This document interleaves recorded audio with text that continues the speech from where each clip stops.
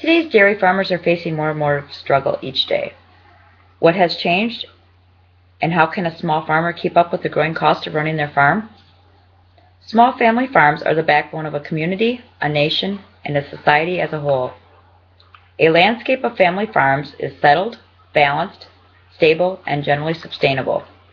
With everything going up, including the price of feed, machinery, and everyday operating, the farmers do not have the income and need to keep borrowing from the banks, thus never getting ahead. In earlier times, the milk was sold directly by the farmers or delivered by milkmen in glass bottles. Farming was much less complicated. There were no middlemen, and the farmers got the money for the milk they produced. Today, all milk must be taken to a processing plant to be pasteurized, and then go to the retailers.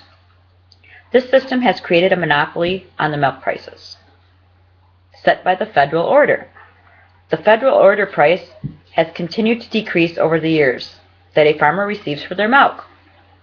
In 2010, a farmer got less than $16 a hundred, which is 12 gallons of milk. A dairy farmer needs $18 to $20 a hundred just to break even.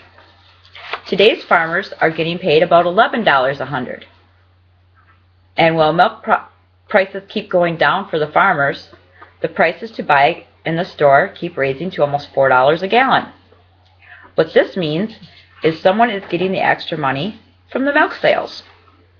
If the farmers are not even getting $1 per gallon and we are paying $4 a gallon, the processing plants are coming out ahead. Another reason for smaller dairies to have difficulty surviving today is the overhead. Larger and more technological, advanced machinery for milking and also growing their crops are needed. These technologies come at a higher cost and are not easily afforded by the farmers, which poses the next problem. Dairy cattle need extra feed and protein to produce the most possible milk. If they cannot buy the equipment to grow the right crops, their milk production will go down, and they will also lose money. The price to feed cattle also went up. The price of a large round bale went from almost $12 3 years ago to over $70 today. And with people growing corn for ethanol, the price of that has also went up. If they cannot grow their own crops and have to buy them, the cost can be astronomical. Weather also plays a large part in the price of the feed. If it is too dry or even too wet a year, the cost of feed will go up.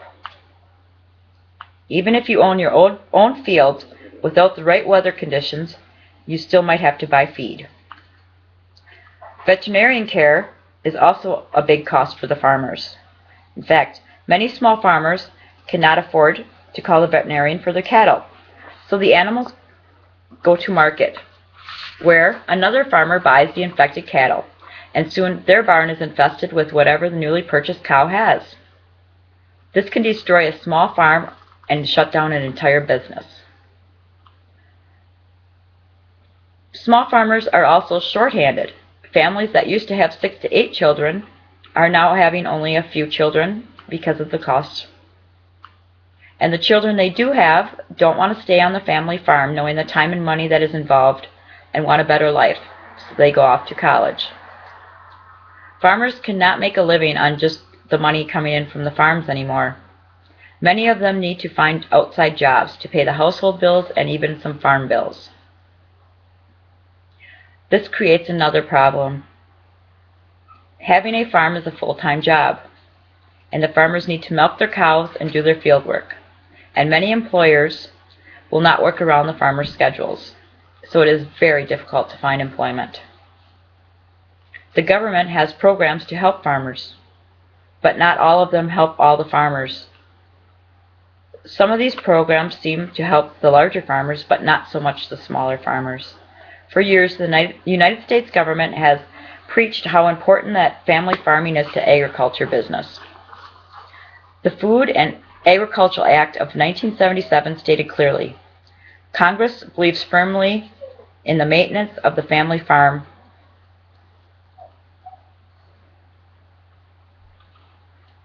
Congress further believes that a significant expansion of non-family owned farms on a large-scale enterprise co-op will be detrimental for the nation's welfare. Doolittle, 1999. In President Clinton's State of the Union address in January, he addressed the growing problems of the family farmers. "We must bring prosperity back to the family farm," he said. Doolittle, 1999. Although these programs are supposed to save the family farmer, actions the government is taking seems to hurt more than help.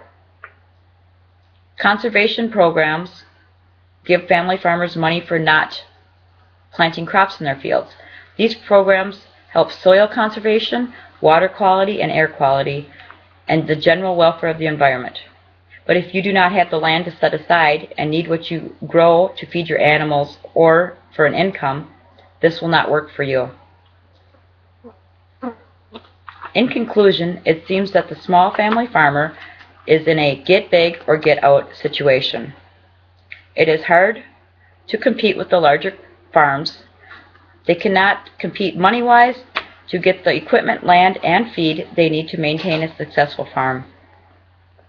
There are so many different factors that contribute to if your farm will succeed or not, anywhere from the weather to the government. With the cost of everything going up, the time it takes to work the land and take care of your animals, and the machinery the farmers need and just can't afford, they are finding that they have to find a job to supplement their income.